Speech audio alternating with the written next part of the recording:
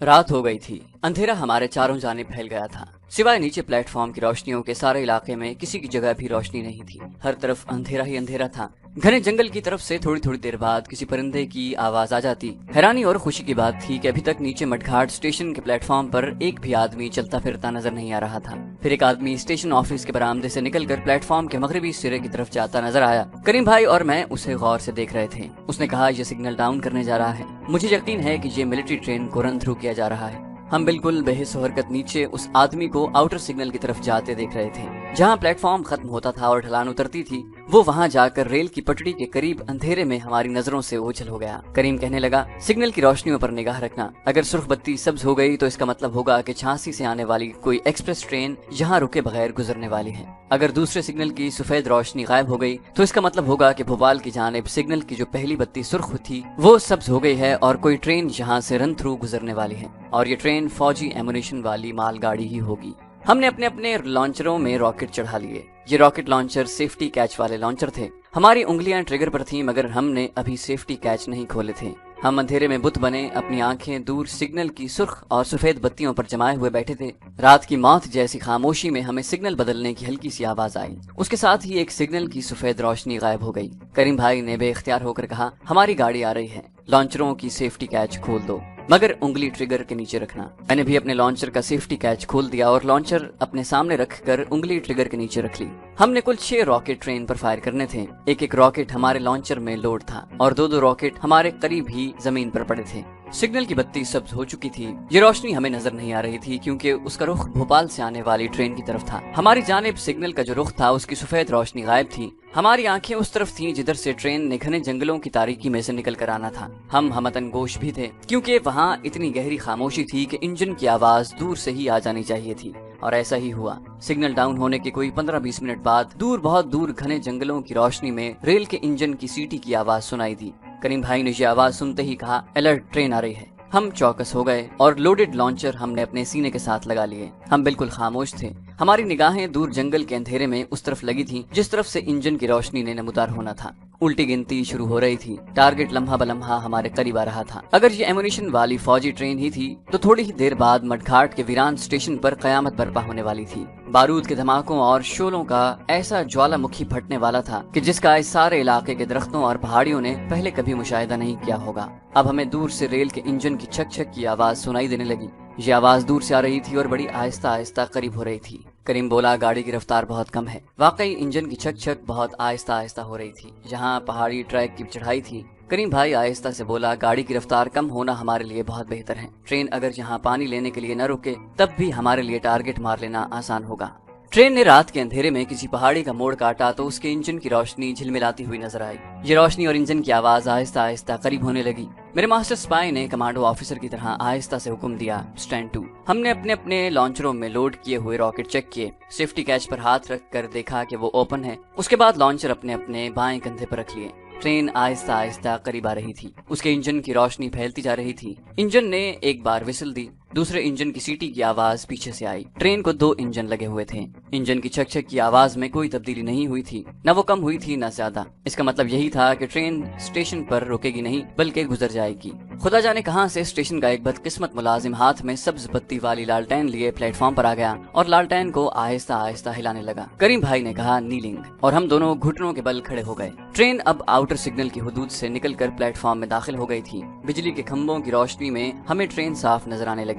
ہماری خوشی کی کوئی انتہا نہ رہی۔ یہ مال گاڑی تھی۔ اس کا اگلا انجن ایک ہی رفتار سے چھک چھک کرتا پلیٹ فارم پر آگے بڑھ رہا تھا۔ پیچھے ایک ڈبے میں روشنی تھی۔ کریم نے آہستہ سے کہا، تم اس روشنی والے ڈبے کو ہٹ کرو گے، یہ سیکیورٹی گارڈ کا ڈبہ ہے۔ میں نے لانچر سیدھا کر کے انجن کو زد میں لے لیا۔ کریم سرگوشی میں بولا، ٹارگٹ ہٹ ہونا چاہیے، میں پچھلے چوتھے ڈبے کو ہٹ کروں گا۔ Okay go. مال گاڑی کا انجن اب پلیٹ فارم کے بالکل درمیان میں آ گیا تھا اور وہ ایک ہی رفتار سے آگے ہی آگے بڑھتا جا رہا تھا۔ میں نے اپنی ٹریننگ کے مطابق انجن سے کچھ سینٹی میٹر آگے کا نشانہ لیا اور اللہ کا نام لے کر ٹریگر دبا دیا۔ میرے لانچر میں سے شوں کر کے راکٹ نکلا اور انجن کے ساتھ والے سیکیورٹی گارڈ والے ڈبے میں لگنے کی بجائے انجن پر جا لگا اور ایک خوفناک دھماکے سے پھٹ گیا۔ انجن میں آگ لگ گئی اور اس کی چھک چھک ہلکی ہو گئی۔ میرا راکٹ شاید انجن کے پہیوں پر جا لگا تھا۔ کریم نے چیخ کر کہا، کیا کر رہے ہو؟ اس کے ساتھ ہی اس کے راکٹ لانچر سے راکٹ فائر ہوا جو سیکیورٹی گارڈ والے ڈبے میں گھس کر زبردست دھماکے سے پھٹا اور اس ڈبے کو آگ لگ گئی۔ आदमी के चीखने चिल्लाने की आवाजें आने लगी। इंजन आहिस्ता आहिस्ता रेंग रहा था, गाड़ी भी आहिस्ता आहिस्ता रेंग रही थी। गाड़ी की आखिरी बोगियां हमारे सामने थीं। गाड़ी के पीछे से मशीन गन्नों और राइफलों की फायरिंग शुरू हो गई। मालूम हुआ कि पीछे भी सिक्योरिटी गार्ड्स का डिब्बा लगा था। हमारे दूसरे दोनों रॉकेट बारी बारी ट्रेन के दरमियानी डिब्बों में जाकर लगे और लोहे की चादरों को चीर कर अंदर जाकर फटे। अंदर जो असलहा था उसमें कयामत खेज धमाके शुरू हो गए। हम दौड़कर दूसरी तरफ चले गए। करीम भाई ने चिल्लाकर कहा, पिछले दोनों डिब्बों को हिट करेंगे। हमारे लॉन्चरों में आखिरी एक एक रॉकेट लोड था। दूसरे ही लम्हे हमारे ये दोनों रॉकेट एमुनिशन की ट्रेन की पिछली दो बोगियों में आगे पीछे जाकर हिट हुए। ये वो डिब्बे थे जिनमें नेपाम रॉकेटों के क्रेट भरे हुए थे। मेरे अल्लाह, इन दोनों डिब्बों में जो धमाके हुए उनकी आवाज मैं कयामत तक नहीं भूल सकूंगा। पहाड़ों में जैसे जलजला आ गया। आग, धुएं और शोलों की काली घटाएं सी मडघाट के प्लेटफॉर्म से बुलंद हुई। इन घटाओं में धमाकों का सिलसिला शुरू हो गया। नेपाम रॉकेट फटने लगे। उन्होंने असलहे की सारी गाड़ी में आग लगा दी। ये बारूद की आग थी जिसके शोले धमाकों के साथ बुलंद हो रहे थे। रॉकेट धुएं के बादलों में से निकल निकल कर दाएं बाएं, ऊपर नीचे, दरख्तों, पहाड़ियों, चट्टानों, स्टेशन की दीवारों से टकराकर हैबतनाक धमाकों के साथ फट रहे थे और आग लगाते जा रहे थे। सारी ट्रेन शोलों की जद में थी। हर तरफ आग लगी थी। स्टेशन उड़ गया था। जबरदस्त धमाके हो रहे थे। गोला बारूद फट रहा था। पहाड़ हिल रहे थे। चट्टानें लरज रही थी। नेपाम रॉकेट हवाइयों की तरह फजा में बुलंद होकर फट रहे थे। करीम ने चिल्लाकर कहा, गो। हमने रॉकेट लॉन्चर झाड़ियों में फेंके और टीले की दूसरी तरफ नशेब में दौड़े। हम अंधेरे में दौड़ते चले जा रहे थे। ये रास्ता हमने दिन की रोशनी में देखा हुआ था, इसलिए हमें कोई दिक्कत पेश नहीं आ रही थी। हम ढलान से उतरकर हमवार जमीन पर दरख्तों के दरमियान आ गए। यहाँ ऊंची घास के दरमियान एक पगडंडी थी जिस पर गुजरकर हम दिन के वक्त दरिया पर गए थे। हम आगे पीछे तेज तेज कदम उठाते पगडंडी से गुजर गए। सामने दरिया आ गया। स्टेशन पर गोला बारूद के धमाके अभी तक जारी थे। नेपाम रॉकेट आसपास के दरख्तों में फट रहे थे। इन रॉकेटों ने जगह जगह आग लगा दी थी। इन रॉकेटों में आग लगाने वाला मवाद भरा हुआ था। स्टेशन की तरफ आसमान रोशन था। शोले बुलंद हो रहे थे। बिजलियां सी चमक रही थी। धमाकों से जमीन लरज रही थी। आग के शोलों की वजह से आसमान रोशन था। इस रोशनी में दरिया की सतह नजर आ रही थी।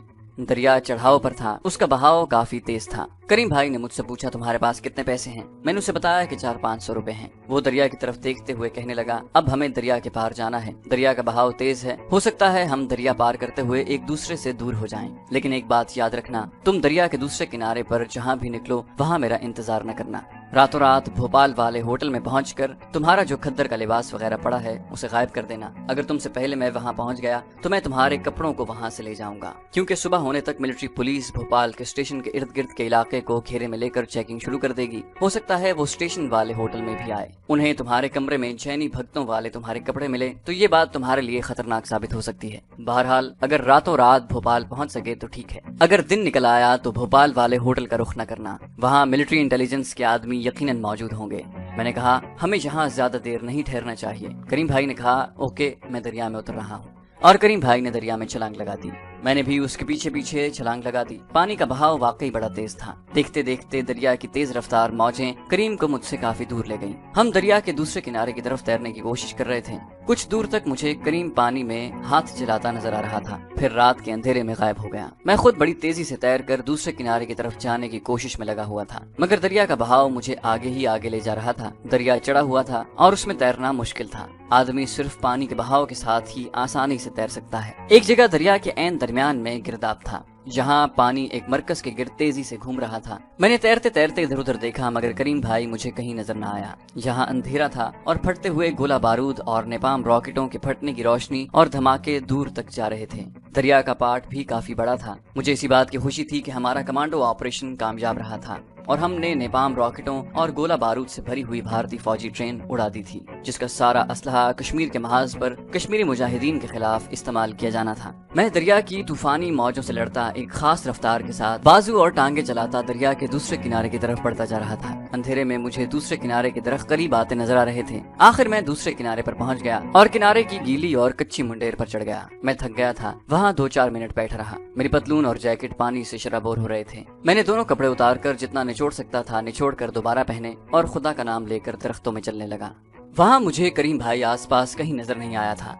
उसने बताया था कि दरिया के दूसरे किनारे पर दरख्तों के पीछे एक सड़क आएगी, जहाँ से रात को चलने वाले किसी ट्रक में मुझे लिफ्ट मिल जाएगी। ये कोई यकीनी बात नहीं थी, बहरहाल एक तरबियत याफ्ता कमांडो टारगेट मारने के बाद दुश्मन के इलाके से निकल आए तो उसके लिए वापस अपने हाइड आउट पर पहुंचना इतना मुश्किल काम नहीं होता। लेकिन मुझे ये इल्म नहीं था कि मैं झांसी भोपाल रोड से काफी दूर हो गया हूँ और मध्य प्रदेश के सबसे ज्यादा खतरनाक और गुंजान जंगलों वाले इलाके में निकल आया था। यहाँ दरख्त इस किस्म के थे कि उनके तने सतूनों की तरह काफी ऊपर तक चले गए थे और उनके ऊपर घनी शाखें एक दूसरे से मिल गई थी। दरख्तों के दरमियान घास, जंगली झाड़ियां और पत्थर बिखरे हुए थे। अंधेरा ज्यादा था। मैं काफी देर तक चलता रहा। न दरख्तों का सिलसिला खत्म हुआ, न झांसी भोपाल रोड ही नजर आई। मुझे एहसास हुआ कि दरिया की मौजों ने मुझे काफी आगे पहुंचा दिया है। एक जगह रुककर मैंने समत का तयन करने की कोशिश की और फिर पैदल चलने लगा। एक तो अंधेरा बहुत ज्यादा था, दूसरे झाड़ियां रास्ता रोक रही थी। मैं गैर इरादी तौर पर मशरिक की जानिब होता गया, जबकि मुझे मगरिब की समत चलना चाहिए था। ऊंचे ऊंचे दरख्तों का सिलसिला खत्म हो गया और अब इतने घने दरख्त आ गए कि उनकी शाखें जमीन को छू रही थीं। मैंने सोचा कोई मुनासिब जगह देखकर मुझे रात गुजार देनी चाहिए। उनकी रोशनी में पता चल सकेगा कि मैं कहाँ आ गया हूँ और मुझे किस तरफ जाना चाहिए। मुनासिब जगह वहाँ कोई भी नहीं थी। अंधेरे में मेरे इर्द गिर्द दरख्त और झाड़ियाँ और ऊंची नीची घास ही घास थी। हब्स इतना था कि सांस लेना दुश्वार हो रहा था। मुझे सांप और बिच्छुओं का भी डर था और ये भी डर था कि किसी आदमखोर किस्म के शेर से आमना सामना हो जाए। मेरे पास चाकू तक नहीं था। आखिर मैं एक दरख्त पर चढ़कर उसके दो शाखे पर टेक लगाकर बैठ गया, जहाँ मुझे चींटियों और मच्छरों ने तंग करना शुरू कर दिया। चींटियां इतनी थीं कि मैं उनका मुकाबला नहीं कर सकता था। मैं जल्दी से दरख्त से नीचे उतर आया, कपड़ों को अच्छी तरह से झाड़ा और गुंजान दरख्तों से बाहर निकलने के लिए एक तरफ आहिस्ता आहिस्ता चलने लगा। थोड़ी दूर चला हूँगा कि एक खुली जगह आ गई। आदमी घुप अंधेरे में भी कुछ देर रहे तो उसे चीजों के खाके नजर आने लगते हैं।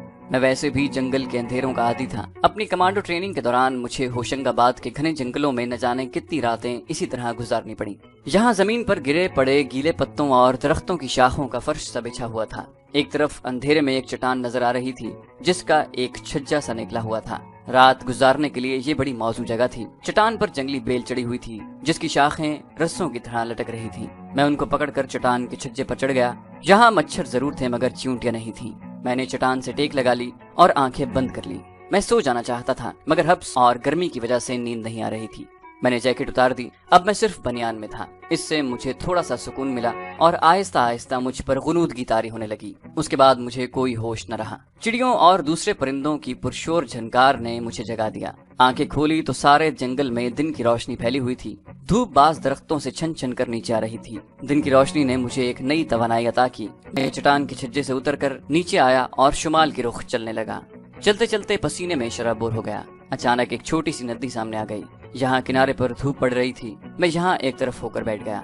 जैकेट की जेब में से इंडियन करेंसी के 100 के 5 नोट निकाल कर धूप में सुखाने के लिए रख दिए। पतलून और जैकेट इतने गीले नहीं रहे थे, फिर भी मैंने उन्हें उतार कर धूप में डाल दिया और नदी में उतर कर नहाने लगा।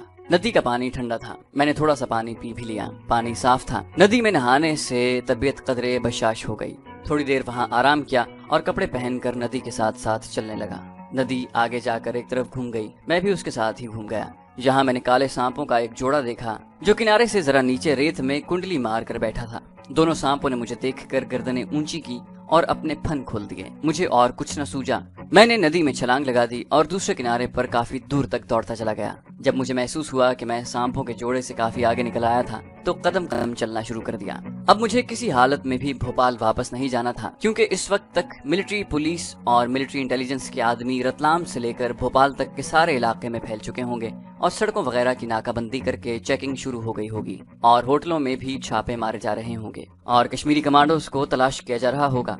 यकीनन मिलिट्री इंटेलिजेंस इस नतीजे पर पहुंची होगी कि असलहे की ट्रेन को कश्मीरी कमांडोज ने ही उड़ाया है। मैंने दिल ही में ये फैसला किया कि झांसी की तरफ निकल जाऊं। वहां किसी होटल में एक दिन और एक रात ठहरूंगा और उसके बाद अहमदाबाद की तरफ निकल जाने की कोशिश करूंगा। मेरे माथे पर जैनी हिंदुओं वाला तिलक भी नहीं लगा हुआ था। कमांडो ऑपरेशन पर निकलते वक्त मैंने ये तिलक मिटा दिया था और कलाई पर जो मंगलसूत्र बंधा हुआ था वो भी उतार कर जैकेट की जेब में रख लिया था, जो अब भी मेरी जेब में ही पड़ा था। अब मैं मौका महल के मुताबिक अपने आप को मुसलमान भी जाहिर कर सकता था। नदी के साथ चलते चलते मैं एक ऐसी जगह पर आ गया जहाँ नदी से हटकर दरख्तों के नीचे लकड़ियों की कटाई और चराई का काम हो रहा था। आरा मशीन चल रही थी। कुछ मजदूर काम पर लगे हुए थे। उन लोगों से मालूम हो सकता था कि मैं किस इलाके में निकल आया हूँ। मैं नदी के किनारे से उतरकर उन मजदूरों के पास आ गया। मुझे कुछ फासले पर एक शख्स दरख्त के नीचे चारपाई पर बैठा नजर आया। वो घुटनों पर रजिस्टर खोले उसमें कुछ लिख रहा था। कपड़े उसने साफ सुथरे पहन रखे थे। वो मुंशी लगता था। उसके कंधों पर सब्ज रुमाल पड़ा था जिससे मैंने अंदाजा लगा लिया कि ये मुसलमान है। मैं उसके करीब गया तो उस उधेड़ उम्र आदमी ने मेरी तरफ देखा। अब मुझे उसके माथे पर पड़ा हुआ मेहराब भी नजर आया। मैंने अस्सलाम वालेकुम कहा तो उसने बड़ी खुश अखलाकी से वालेकुम अस्सलाम कहा और मुझसे पूछा कि क्या काम है। मैंने एक फर्जी कहानी घड़कर उसे सुना दी कि अपने दोस्त के साथ जंगल में शिकार खेलने आया था। एक जगह हाथियों के गोल को देखकर हम भागे और एक दूसरे से बिछड़ गए। उस आदमी ने कुदरती तौर पर यही पूछा कि हम कहां से शिकार खेलने जंगल में आए थे। मैंने कहा दरअसल हम झांसी से चले थे। 2 दिन रास्ते में एक फॉरेस्ट रेस्ट हाउस में कयाम किया, फिर इस जंगल में आ गए। हमारी दूसरी टीम दूसरे जंगल में है तो दिल्ली से अपने दोस्त के पास झांसी आया था। मुझे इस इलाके की वाकफियत भी नहीं है। ये बताएं कि झांसी यहाँ से कितनी दूर है। वो शख्स कुछ हैरानी के तासुरात के साथ मुझे तक रहा था। कहने लगा मियाँ झांसी तो यहाँ से बहुत दूर है और दूसरी रेलवे लाइन पर है। तुम तो बासौदा शहर के आसपास फिर रहे हो।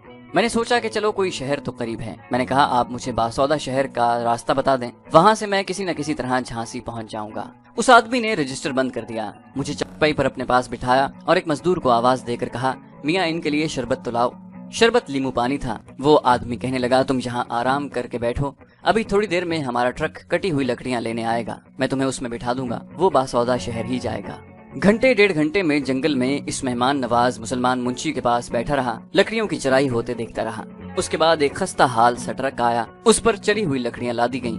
मुंशी ने मुझे ड्राइवर के साथ वाली सीट पर बिठा दिया। उस ट्रक ने मुझे 1.5 घंटे बाद मध्य प्रदेश के जंगलों से निकाल कर बासौदा शहर पहुंचा दिया। उस जमाने में बासौदा इतना बड़ा शहर नहीं था। एक बाजार में मुस्लिम होटल का बोर्ड लगा था। ये एक दुकान थी। मैं दुकान के अंदर आकर मेज के गिर्द कुर्सी पर बैठ गया। मेरी साथ वाली मेज पर 3 आदमी बैठे बातें कर रहे थे। एक आदमी कह रहा था मियाँ कहने वाले कहते हैं कि धमाका इतना बड़ा था कि मटघाट का पूरा स्टेशन, पूरी पहाड़ी उड़ गई है, भोपाल से इधर कोई गाड़ी नहीं आ रही।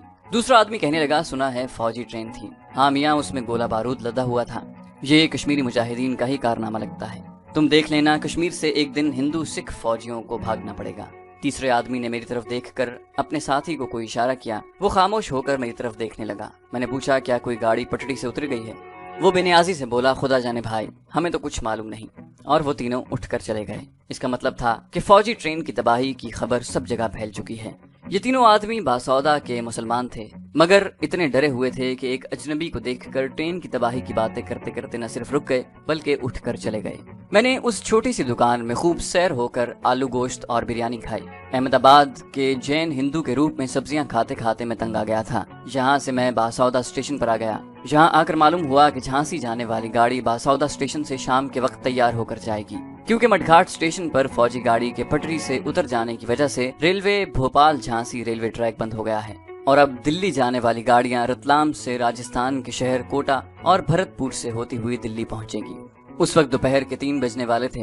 मैंने झांसी का टिकट खरीद कर जेब में रख लिया। शहर में आकर चलने फिरने की बजाय मैं वहीं बासौदा स्टेशन के प्लेटफॉर्म पर ही बैठा रहा। प्लेटफॉर्म पर ज्यादा रश नहीं था। स्टेशन ऑफिस के आगे चाय वगैरह की छोटी कैंटीन थी, जिसके काउंटर पर 2-3 मुसाफिर खड़े चाय वगैरह पी रहे थे। खाली गाड़ियों के कुछ डिब्बे प्लेटफॉर्म की दूसरी तरफ रेलवे लाइन पर खड़े थे। एक इंजन गर्मजोशी से शंट करता इधर से उधर जा रहा था। शायद इसी इंजन ने शाम को झांसी जाने वाली गाड़ी तैयार करनी थी।